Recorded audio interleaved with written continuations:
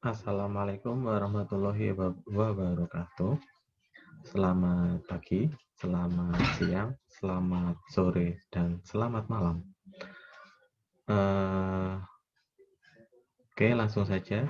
Jadi untuk pembelajaran kali ini kita akan mempelajari mengenai aturan kosinus. Oke.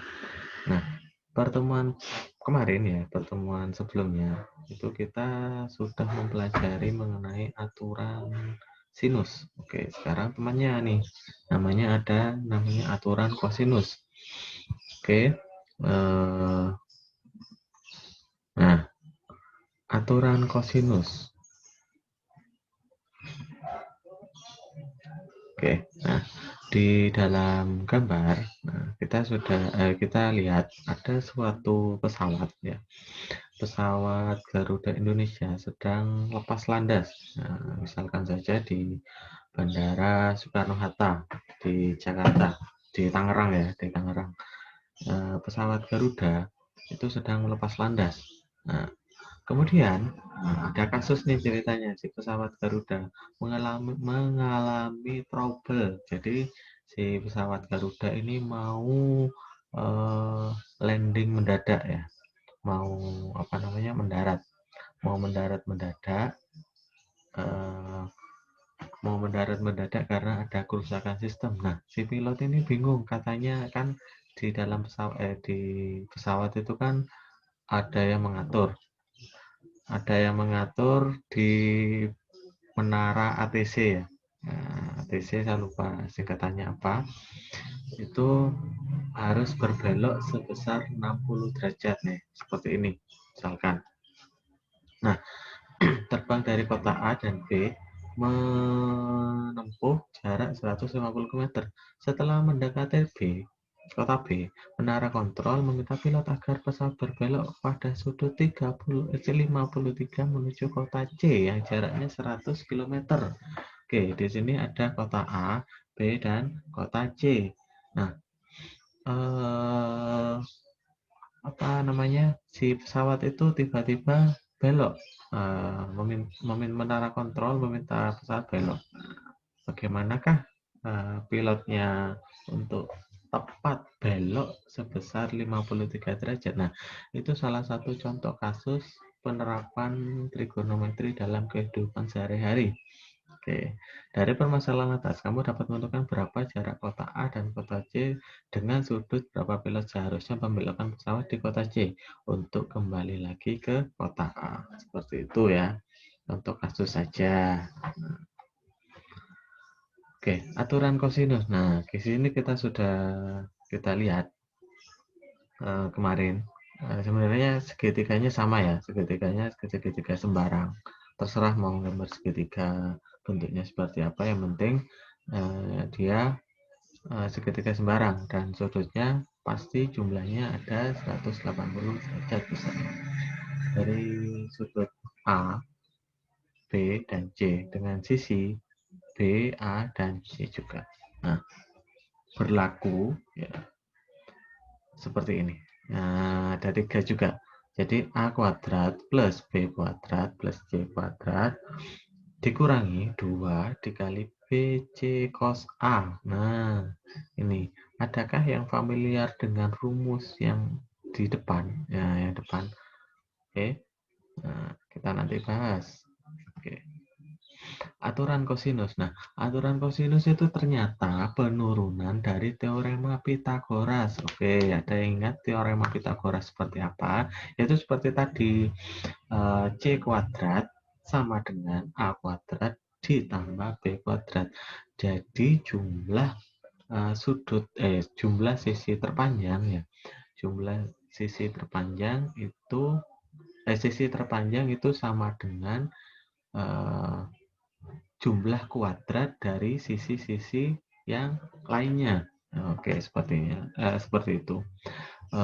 Sisi terpanjang di sini ada C ya.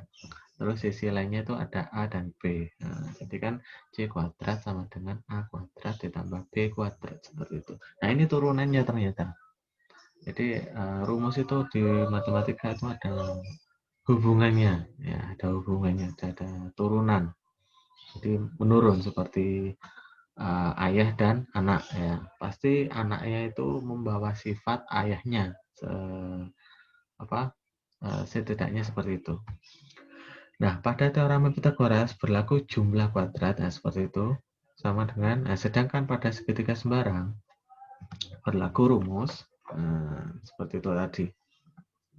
Nah, ya, di sini kita penurunan rumus kuadrat, penurunan rumus teorema Pitagoras. Oke. Nah, buktinya apa sih kok tiba-tiba ada seperti itu? Nah, sekarang kita buktikan satu aja. Jadi, kita akan membuktikan rumus yang atas, yang rumus A kuadrat. Nah, berarti kalau misalkan saya mau A kuadrat ya, saya mau nyari sisi A ya, saya mau nyari sisi A, berarti rumusnya seperti ini. Oke, buktinya apa kok tiba-tiba seperti itu? Gambar. Oke. Nah, seperti ini.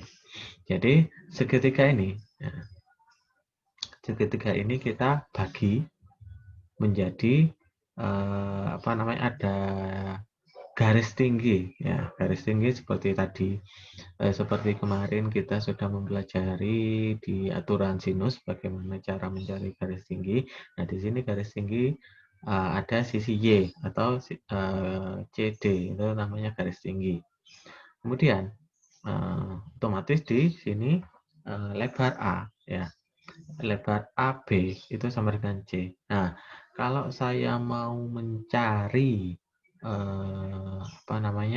sisi DB atau BD, itu kan sama saja C min X. Nah, X-nya dari mana? Kita misalkan di sini. AD itu kita misalkan di X. Nah, berarti kalau kita mencari DB kan bisa kita simpulkan sisi terpanjang ya, yang C ini dikurangi X. Nah, berarti kan memperoleh di sini. Oke. Nah, berlaku kalau saya mau ada A kuadrat. Nah, ini di sini Pitagoras ya. A kuadrat. Berarti di sini kan. Nah, saya mau mencari ini. Oke. Bagaimana cara mencari ini? Nah, kita ingat-ingat Pitagoras. Oke. Ini kan sisi terpanjang. Ya udah, berarti kan di sisi lainnya. Ini segitiga ini ya. Ingat ya. BDC. Ini di nanti dulu. Kita lihat ini dulu aja. BDC berarti Y kuadrat ya kan, ditambah ini. Nah, kita kan sudah mencari ini tadi. Oke. Nah, jadi ingat dikurung ya. C min X itu satu kesatuan, kemudian dikurung dikuadratkan. Oke. Nah, kemudian ini dari mana? Ini kita jabarkan ya. Kita jabarkan, ingat ya, kalau misalkan ada kuadrat berarti C min X dikali C min X, kita distribusikan ya, distribusikan ketemu C kuadrat min 2CX plus X kuadrat. Nah, ini itu persamaan 1. Oke. Ini persamaan 1. Kemudian nah, oke, itu segitiga yang besar. Nah, kalau sekarang segitiga yang kecil. Oke, segitiga yang kecil ada namanya segitiga ADC. ADC. Di sini kalau saya mau mencari sisi Y ya kan. Kalau saya mau mencari sisi Y kuadrat, berarti kan otomatis sisi yang terpanjang. Nah, sisi terpanjang otomatis ada di depannya siku-siku, ya kan? B. Nah, mungkin di sini ada Pitagoras berarti B kuadrat dikurangi X kuadrat. Nah, di sini kita mendapatkan persamaan 2. Oke. Nah, kemudian di sini kita akan mencari cos A. Oke, kenapa kok cos tiba-tiba cos? Nah, kan kita akan membuktikan aturan kosinus. Nah, dan kenapa kok sudut A yang kita harus cari? Nah, karena di sini kita akan membuktikan sisi A. Oke, kita akan membuktikan sisi A, ya kan? Sisi A. Makanya di sini sudutnya itu harus sudut A, kan di depannya. Ya, di depannya sisi A ada sudut A. Oke. Cos. Nah, kita ingat-ingat kemarin itu cos itu apa? Kalau sin, nah kalau sin kan depan per miring. Oke. Kalau cos berarti samping per miring. Oke. Sin demi cos sami tan desa. Oke. Berarti di sini cos itu ada samping. Ya, sampingnya sudut apa? Sampingnya sudut A ternyata ada sisi X. Ya, miringnya apa? Ternyata ada B. Ya udah berarti X per B. Ya, ini kita mendapatkan persamaan nomor 3. Nah, sekarang kita hanya akan mencari kita ubah sekarang. Nah, kita ubah. Kita tadi kan mencari cos. Nah, kalau saya balik sekarang saya ingin mencari X. Ya udah kan tinggal dikali aja. B dikali cos A. Nah, udah kali ini. Ya kan? Nah, kalau ada apa namanya tanda hubung sama dengan di sini, ingat tinggal dikali silang. Cos A kali B. X kali mana? Ya, X kali bawah. Bawahnya cos A apa? Per 1. Ya udah berarti kan X sama dengan B kali cos A. Oke, kemudian bukti berikutnya. Nah, kita substitusikan, kita ganti ya. Kita ganti persamaan 2 dan 3 ya. Persamaan 2 dan 3 kita substitusikan ke persamaan ke 1. Nah, jadi di persamaan 1 tadi apa? Kita lihat persamaan 1. Nah, seperti ini ya persamaan 1. Kita substitusikan. Oke, 2 dan 3. Nah, ingat, ya, jangan lupa ditulis ini. Ya, biar nggak lupa. Oke, tadi ada Y ya, Y kuadrat. Nah, kita ganti Y itu sama dengan apa tadi? B kuadrat min X kuadrat. Oke. Kemudian tadi ada X ya kan? Nah, X ya. Kita X, kita substitusikan di sini X saja ya. Kita X substitusikan ternyata X itu B cos A. Oke. Kemudian kita sederhanakan. Oke. Apa yang bisa kita sederhanakan dengan yang panjang ini? Kita lihat B kuadrat di sini nggak ada temannya B kuadrat. Oke. Terus di sini X kuadrat. Kita lihat di sini. Oh, ternyata ada X kuadrat. Oke, kita lihat di sini. Di sini min X. Terus di sini plus X. Nah, min ditambah plus jadi 0. Oke, ya udah berarti di sini hilang. Ya, di sini kita coret. Nah, tapi nggak semata-mata coret. Dari mana datangnya coret ya? Karena hilang. Di sini anggap saja min 1, di sini plus 1 ya, min 1 plus 1 kan 0. Nah, makanya kita hilangkan. Terus di sini C kuadrat, oh nggak ada. Terus di sini 2BC cos A, oh nggak ada. Ya udah berarti yang sisa ini aja. B kuadrat plus C kuadrat min 2CB cos A. Nah, ternyata terbukti kalau kita mencari sisi A. Nah, rumusnya seperti ini. Oke. Nah, dengan segitiga sembarang. Oke. Nah, kemudian bagaimanakah mencari B kuadrat dan C kuadrat? Apakah benar seperti ini? Nah, silahkan kalian buktikan sendiri ya. Nah, pada aturan kosinus ya kan. Kalau misalkan di sini kita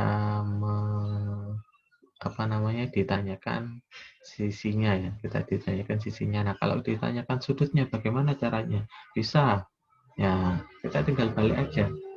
Kalau misalkan cos A, nah dari atas ya, cos A dari mana? Ya udah berarti B kuadrat plus C kuadrat min A kuadrat per 2BC kalau mencari sudut A. Kalau mencari sudut B ya sama. Oke, di sini min A. Dari mana min? Nah, ini pindah ruas ke sini, ya kan? Pindah ruas atau sama-sama dikurangi A. Di sisi ruas sisi kiri, kita sama-sama kurangi min A kuadrat. Makanya di sini min A kuadrat, di sini hilang. Oke. Nah, ini kok tiba-tiba ada di sini. Nah, dari mana datangnya? Ya, kita pindah aja tadi. Sama-sama dikurangi. Oke. Dan seterusnya. Seperti itu. Oke, demikian pemaparan materi trigonometri untuk aturan kosinus. Selebihnya Saya mohon maaf atas kekurangan. Kurang lebihnya saya mohon maaf. Wassalamualaikum warahmatullahi wabarakatuh.